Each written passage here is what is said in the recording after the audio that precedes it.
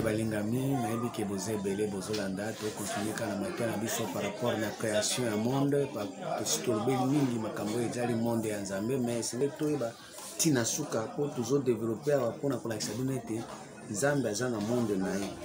So tokei na mukanda ya Romains 14 verset 22. Romains 14 verset 22 elobi boye. Po toza na posa monde ya Nzambe emonana elobi boye. Cette fois que tu as gardé, cette fois que tu as, garde-la pour toi devant Dieu. Heureux celui qui ne se condamne pas lui-même dans ce qu'il approuve. Ce que ça monde en Zambie, il faut yomoko otala bien pour se condamner que dans un monde en Zambie. Pour monde en Zambie ça ka sénateur. So on a sénateur et yo kelina isali ndito ko ba monde en Zambie. Mais or surtout que na kati ya bonzambe so conscience na yo ils ont condamné yo. Il faut ça attention. Il faut approuver notre conscience dans ce que ça monde en Zambie. Comme plus de Bible Romains 14 23. Mais celui qui a des doutes au sujet de ce qu'il mange est condamné parce qu'il n'agit pas par la conviction. Tout ce qui n'est pas le produit d'une conviction est péché. Moi, je crois. Si vous êtes convaincu que vous êtes dans le monde en Zambie, au Sumka, ça veut dire que vous êtes dans la ciété, vous êtes dans la corte, et terre na yo, pratique na yo, ils ont malamuté, vous êtes dans Sumki. Il y a un moment où vous avez renouvelé, vous avez créé un monde en Zambie par rapport à la conscience na yo condamné au thé. Vous avez la conviction à ce que vous avez su. Uyokaka makambo ya treo uyebi makambo ya treo ulio rubake uzana monde ya Nzambe mais yo yebika makambo ya terre à terre oyebika makambo ya terre à terre batu nyonso bayebi ba mizima bayebi catholique ayebi protestant ayebi yopo yebi.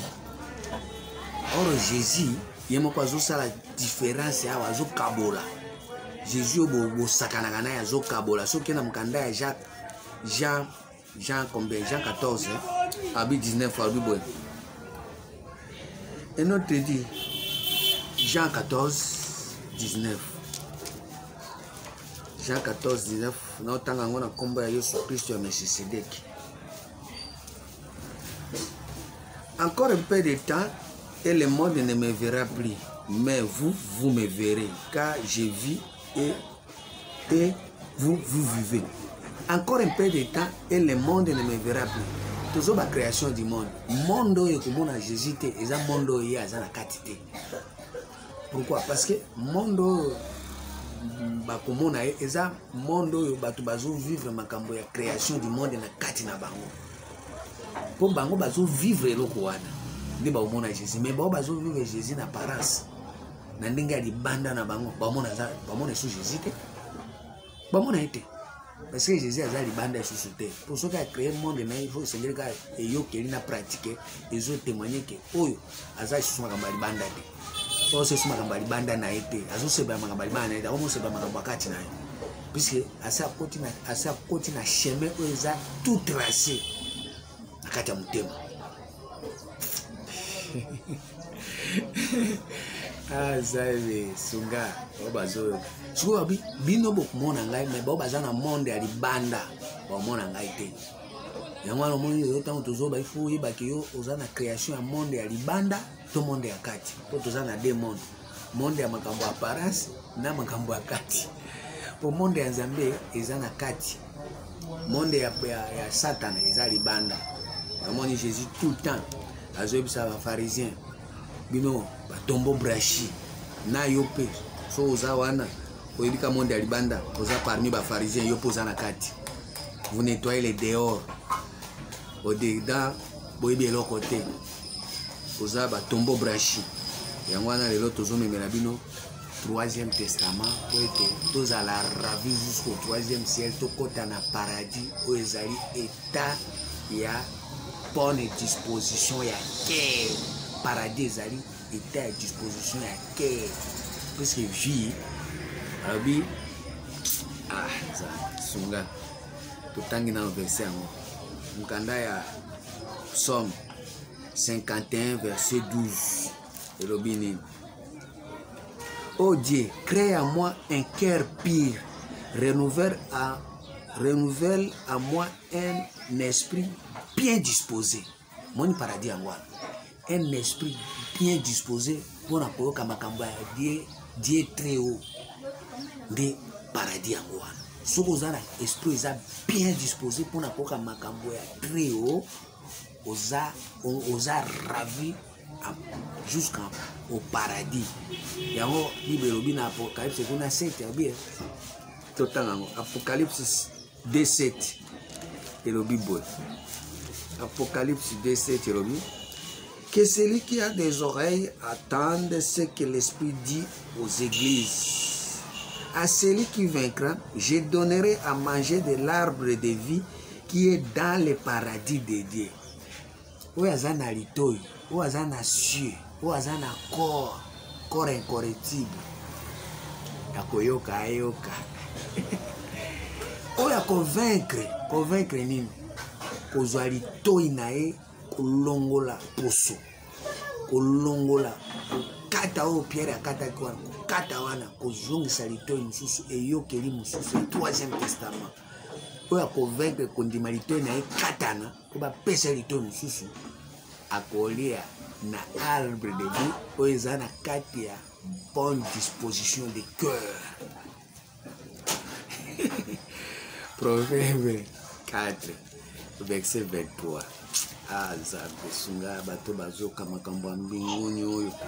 Garde ton cœur plus que toute autre chose, car de lui viennent les sources de vie. De lui viennent les sources de vie. Écarte de ta bouche la fausseté.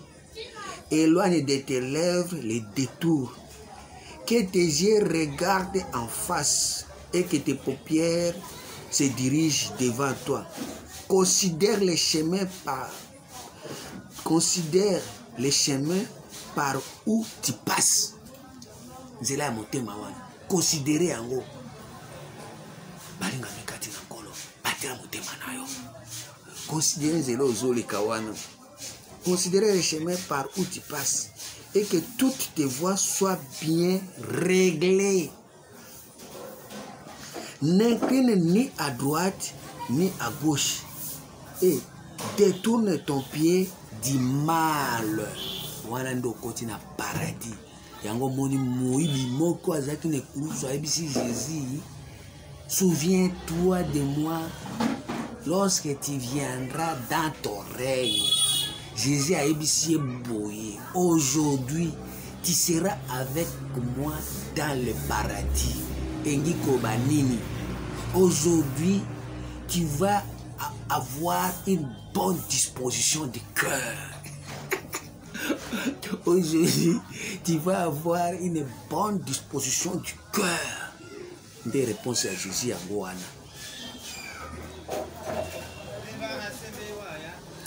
Abi na makambo na bakaisi na na kosa. Mkanda ya Psaume 50 verset 14. Et le Bible. Rends-moi la joie de ton salut et qu'un esprit de bonne volonté me soutienne. Un esprit de bonne volonté me soutienne. Ce qui esprit wana ya bonne volonté et soutenir yo au côté na paradis. Au côté na paradis, mkanda ya Zacharie 12 premier verset et le Bible. Zacharie 12 premier verset. Le Bible molingami katinankolo. Ainsi par l'Éternel qui a étendu le ciel et fondé la terre. Qui a étendu le ciel et fondé la terre. Ciel et yokeli. Pratique. Terre. Et qui a formé l'esprit de l'homme au-dedans de lui. Qui a formé l'esprit de l'homme au-dedans de lui.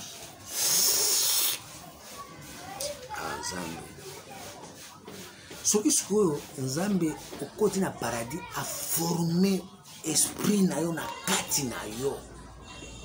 Au komi siko na paradis, au kobimisa arbre de vie. arbre de vie oyo ezopesa yo bwanya mayele de façon que ba fruit na yo bizaleli na yo ba acte na yo ba pratique na yo epesa nzambe elengi epesa nzambe elengi epesa nzambe elengi nandimela nani ye nandimela nzambe nalola oyo ye nandimela nzambe nalola oyo nandimela nani ye nandimela nani nimela nzambe nalola oyo. Apocalypse 22 premier verset. Et il me montra un fleuve d'eau de la vie, limpide comme de cristal, qui sortait du trône de Dieu et de l'agneau. Au milieu de la place de la ville et sur les deux bords du fleuve, il y avait un arbre de vie produisant 12 fois des fruits, rendant son fruit chaque mois et dont les feuilles servaient à la guérison des nations. Ba pratique wana ba fruit ezobima 12 fois. 12 chiffre 12 eza chiffre ya roi. Esprit, âme et corps. Jésus azobanyati pas 12 heures au jour. Celui qui marche pendant les jours ne bronche point. Jean 11, verset 9 à 10. Comme tambola kana ba jour pendant 12 heures. Chiffre 3. Esprit, âme et corps na comme tambola ba jour. À ce moment-là, tu es bien éclairé. Bete suma ba kuto bimisa ba fruit. Mabere na yo zo bimisa ba nzete ya bien. Et puis ba nzete wana ezo zo règne, ezo régner. Pour te fandi etonga ekoli ebini wapi na kati ya jardin. Esika nzamba planter jardin na ye mutu te okomo vivre na makasi ya pasteur te ya bishop te ya ba prophétie te okomo vivre par rapport na vocation na yo. Effet Hébreux 3 premier verset. Hébreux 3 premier verset. Zambé. C'est pourquoi frères saints qui avaient part à la vocation céleste, considère l'apôtre et le souverain sacrificateur de la foi que nous professions. C'est pourquoi, frères saints, qui avaient part à la vocation céleste, au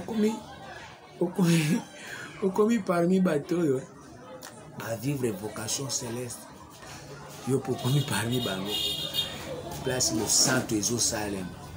Ba centre eza bato ba osala la vocation na bango. So osala na vocation na yo te, so toliki na assemblée des saints ozate. Assemblée des saints eza bato ba osala vocation, ba osala la vocation. Philippiens 3 verset 14. Soki nano komi kosala la vocation na yo te oza musantu to musumuki. Philippiens 3 14. Je cours vers le but pour remporter le prix de la vocation céleste de Dieu en Jésus-Christ. Je cours vers le but pour remporter le prix de la vocation céleste de Dieu en Jésus-Christ. Vous avez dit, vous courir na but ya rapporter vocation ya Jésus-Christ. Azalaka na objectif na ye, azalaka ferme. Azalaka ferme na makambo azosala. Na mukanda ya 1 Corinthiens 9 verset 24. Ne savez-vous pas que ceux qui courent dans les stades courent tous, mais qu'un seul rapporte le prix? Courez de manière à les remporter. Tous ceux qui combattent s'imposent toute espèce d'abstinence et ils font pour obtenir une couronne corruptible. Deuxième Testament, le Premier Testament, une couronne corruptible. Tous ceux qui combattent toute espèce Tous ceux qui combattent s'imposent toute espèce d'abstinence et ils font pour obtenir une couronne corruptible. Mais nous faisons-les pour une couronne incorruptible. Moi donc, je cours non pas comme à l'aventure. Nazo qui m'a quoi na ba aventure te. Et après ma alliance na deuxième alliance. Ozo qui m'a pour na ba mibeko. Ozo qui m'a pour na grâce na vérité. Ozo qui m'a na ba aventure. Pour na grâce qu'on ozo ba miracle. Mais ko comme na vocation na yo te. Pour vocation les miracle te. Vocation na yo ezali eloko nzamba tia kati na yo. Yondo yebite. Mais c'est ce que pour mutu akota na kati ya monde ya création ya Nzambe, il faut akota na vocation na ye. Pour ceux qui kota na vocation na yo, ko courir lisusu te comme to courir na ba aventure ba pesa ko ba miracle. Pourtant ozo kima mbangu na ba miracle, ozo kima na ba aventure ko lemba. Pour les miracle ça me lobe ça. Lobi kuna pe makambo ba sela ko miracle sili lisusu. E baby, e baluki, balongolo musala. Moi je wana comme mabe. Il faut que sous moi si mususu, o bala isusu. Ba miracle basala ki o bali bien mariage pipipi mais wana wa ikoti moriri. Mais wana okoti na vocation na yote. Moi donc je cours non pas comme à l'aventure. Je frappe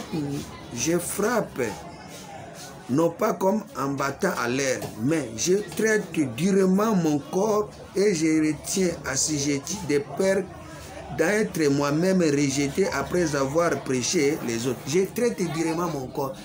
Je traite durement mon corps. Mingi tozoni attaque c'était concernant corps. Corps est yokeli. Tu n'as volé ni sacrifice, ni holocauste tu m'as formé un corps. Tu n'as volé ni sacrifice, ni holocauste tu m'as ouvert l'oreille. N'a zongelango plusieurs fois. Il faut yokeli wana. Il faut traiter en durement. Koyoka biyoka yokate. Koyoka su biyoka yokate. Ko saisir ba biyoka yokate. Po soko zo yoka biyoka ko zondi melango. Ozo traiter corps non durement. Et puis on ne jamais, on jamais pour atteindre le but de la vocation céleste. On se limiter à un miracle. On se limiter à un bloc comme infirmière.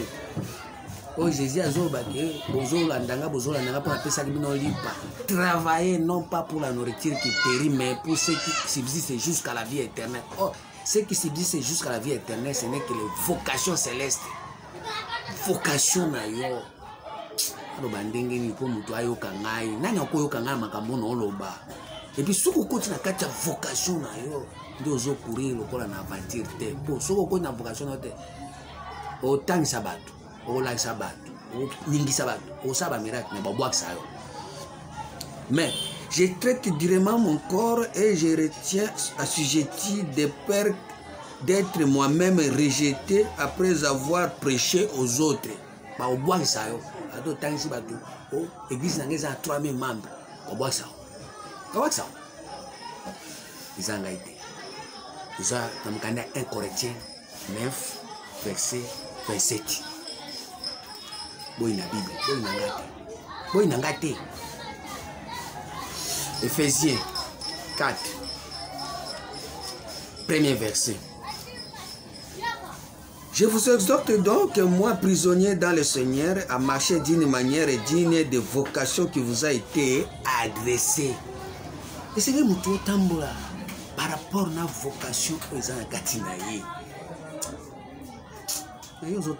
Par rapport à la vocation, par rapport à l'envie, par rapport à la passion, par rapport à l'apparence. Siko nzambe azana bomo nzambe nini wana ozana monde nini ozana création ya monde nini monde ya diable monde ya satana monde ya bambikudi monde ya bamagicien bamarabout ba faux prophètes.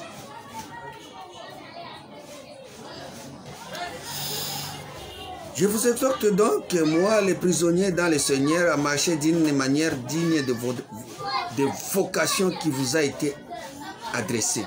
Afin, vous a été adressé en toute humilité et douceur, avec patience, vous supportant les uns les autres avec charité, vous efforçant de conserver l'unité de l'esprit par les liens de la paix. Paix, c'est très important. Quand on a vocation, il faut tout le monde premièrement dans nos kimia. Ce que vous avez kimia te, moninga mikati na nkolo, vous avez kati ya vocation te. Vous avez kati ya envie. Po olingika ndenge ya amatinga pe na mata. Ndenge ya azo lia boyenga pe fona lia. Yene ti azo kata kote kuna pe fona kata koto. Yene ndenge azo benda kuna pe fona benda koto. Non. Vous efforçant de conserver l'unité de l'esprit par les liens de la paix, il y a un seul corps et un seul esprit, comme aussi vous avez été appelés à une seule espérance par votre vocation. Alinga mikati na nkolo yango wana tozoyebisa bino ta ekoki oyo esengeli bino nyonso bozolanda biso bokota na 3e testament. Mpo na 3e testament tozokende kopundola kolamusa kosekwisa vocation ya moko na moko, tokende koreveiller mémoire, réveiller mémoire ya moko na moko na tina ete bozala lisusu na esprit ya timidité te, esprit ya servitude te, esprit ya kozala paniqué te soko moni ndeko moko boya apeli nini apeli boye nini akomi na mbongo boye obanda koloba bela non senge siko na minute ndenge tozoba boye bino nyonso bozolanda biso bokota na kati ya bolingo ya Nzambe oyo bolingo tozolakisa bino yango poisa togardaki yango mingi mais lelo tofungoli yango mukanda ya 1 Pierre 1 et 2 Pierre 1 verset 8. Car si ces choses sont en vous et ils sont avec abondance, elle ne vous laissera pas oisifs ni stériles pour la connaissance de notre Seigneur Jésus-Christ. Mais celui à qui ces choses ne sont pas est aveugle, il ne voit pas de loin et il a mis à oublier la purification de ses anciens péchés. C'est pourquoi, frères, appliquez-vous d'autant plus à affirmer votre vocation et votre élection, car en faisant cela, vous ne brocherez jamais. Vocation na yo soko koti okosumuka lisusu te. Kosumuka te ngami. Wana nde monde ya Nzambe za créer. Monde ya Nzambe zo produire muto azala na cieux ezali eyokeli à maîtriser vocation na ye pour être terre à la terre sainte. À ce moment-là, nde tokomona te ozo défendre Jésus avec un cœur pur. 1 Timothée 1 verset 5. Oh Nzambe sunga milimo. Nzambe sunga milimo. Nzambe sunga bato bazoyoka makambo ya mbinguni oyo. Le but du commandement, c'est une charité venant d'un cœur pur, d'une bonne conscience et d'une foi sincère. Quelques-uns s'étant détournés de ces choses se sont égarés dans des vains discours. Mais biso tu na ba vains discours te, oya deuxième testament. Tu na ba vains discours te, oya premier testament, mais tu me mets bino véritable parole au ezali na Apocalypse 14 verset 6. Ah Nzambe bana ezelengi nani akokota na kati elengi oyo. Si vous avez goûté que le Seigneur est bon. Et j'ai vu un autre ange qui volait par les milliers du ciel. Neti tozo volé boy, tozo volé les likolo.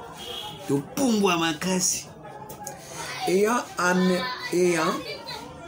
évangile éternel pour annoncer aux habitants de la terre. Yango tozo la sabino évangile éternel. Ils ont permettre bino bokota na kati ya vocation na bino. Oeza évangile éternel. So koti na vocation na yo, okoti pe na évangile éternel, okoti pe na vie éternelle. J'ai vu un autre ange qui volait par les milliers du ciel ayant un évangile éternel pour annoncer aux habitants de la terre, à toute nation, à toute tribu, à toute langue et à tout peuple. Il disait d'une voix forte, craignez Dieu et donnez-lui gloire, car l'heure de son jugement est venue. Et adorez celui qui a fait le ciel et la terre et la mer et les sources d'eau. Awa nde tozwebisa sikoyo pour la vocation na bino eza na ciel na zongelango. En disant d'une voix forte, craignez Dieu et donnez-lui gloire, car l'heure de son jugement est venue, et donnez celui qui a fait le ciel. Pour la vocation na eza lune, étoile, soleil. Yende asali yango. Pour payer gloire, pour être étonné d'une évangile éternel. Pourtant on côté la carte de vocation na étoile na yo briller. Tant qu'on côté la carte de vocation na yo lune na yo briller. Tant qu'on côté la carte de vocation na yo lumière na yo ya soleil et briller. Tant qu'on briller wana, il faut payer sa gloire et pas à moto ya keli yo. Et ça yo te, aux ensemble te. Aux ensemble te. Ah Nzambe, na koka makambo aboye. Na odima makambo aboye, na ko sosola makambo aboye. Komi koti sa te ko komi Nzambe. Et ça par rapport à la vocation Nzambe atia kati na yo. Papi, Dieu a mis dans chacun de nous l'esprit de l'éternité. Ecclésiaste 3:14 et 11. Mais tu es bien voté. Ça va t'en attendre. Dans mon laquais, ma camouille qui est belé. N'habitez pas pour comprendre. Il a fait toutes choses bonnes à son temps. Même il a mis dans le cœur les pensées de l'éternité, bien que l'homme ne puisse pas saisir l'œuvre que Dieu fait du commencement jusqu'à la fin. Or, création et Genèse 1 et yo keli malamu, na ciel et ça li malamu, et autres dépendent de Ecclésiaste 3 au verset 11. Zamba tiaki bablo kwa malamu, malgré oyebite. Il a fait toutes choses bonnes à son temps. Même il a mis dans le cœur, a tiaki na kati ya motema, a tiaki libanda na ote, kokene koluka destin na yo, vocation na yo, libanda na ote. Eza na kati na yo. Mais yo ndo oyebite. Il a fait toutes choses bonnes à son temps, même il a mis dans le cœur les pensées de l'éternité, bien que l'homme ne puisse pas saisir l'œuvre que Dieu fait du commencement jusqu'à la fin. Nous avons le Troisième Testament pour être toujours sabino na makambo yo. Makambo nyonso malamu Nzambe atiaki na kati ya vocation na yo, na kati ya destin na yo, na kati ya don na yo pour o découvrir yango, otoka yango, otoko. Proverbe 20 verset 5 à 6. Proverbe 20. Les desseins dans le cœur de l'homme sont des eaux profondes, mais l'homme intelligent sait y épuiser. Les desseins dans le cœur de l'homme, vocation na eza destin na yo, eza maya mozindo, donc sabino mayele pour botoka yango, l'homme intelligent sait y épuiser. Soko yebi ndenge to pe so mayele bo kotoka yango, ko salela yango. Et puis soko salela yango, le cause à la fidèle na Nzambe, cause à l'infidèle de pesa Nzambe gloire. On peut sa gloire et pas pasteur naote. On peut sa gloire et pas mbekudité, magicien, marabout, prophète, visionnaire. On peut sa gloire. Zong sa gloire et pas. Ce qui ozong si gloire et pas nzambe te ko limo. Ya mono bimise ka njembo moko ka bwe pa njembo ana kapote. Yango ndebi mi yebani mingi. Mais lobi lukuna e silingala. Oyemba isute. Nzamba longole yango. Peso yo lingi ba peso gloire. Ah, Nzambe sunga milimo. Sunga 1 Corinthiens 4 verset 2. Du reste, ce qu'on demande des dispensateurs, c'est que chacun soit trouvé fidèle. Ce qui est na kati ya destin na yo, ce qu'on dit oyeba ko kabolango, zala fidèle na Nzambe. Zala fidèle na Nzambe. Kozala infidèle na Nzambe te. Kozala infidèle na éternel te. So Nzambe la kisio. Eloko bazo senga na yo, zala fidèle. Verset 5.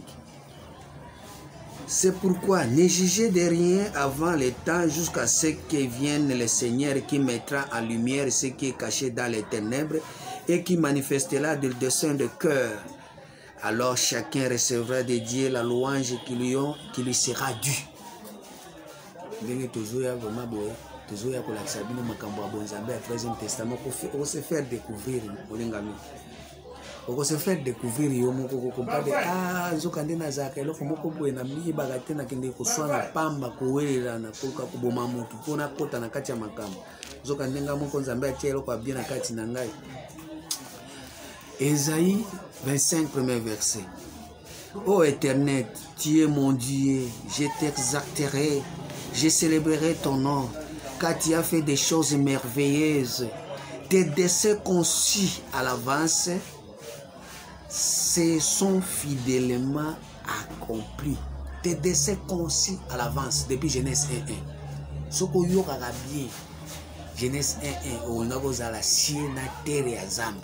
Mais Zambie a concevoir, mais ils ont ça m'a été mêlé là, ne toi ça bino boy. Na Matthieu ya 3e testament, na 3e alliance, héritage. Ogozo, destin Zambie ko ça m'a katina na kati ya testament Zambie. Pour Zambie alobaki bien que un jour bokoyoka makambo o ete destin na ye ekokisa na kati ya moko na moko. Zambie azana posa te ke to banda koluka ye na muzoba. Zambie azana posa te ke to luka ye na kotatone susi na eza bongo te. Nkanda ya Esaïe 55:11. Ainsi en est-il de ma parole qui sort de ma bouche, elle ne retourne pas à moi sans effet, sans avoir exécuté ma volonté et accomplir mes desseins. Wana Nzambe ndi alobi.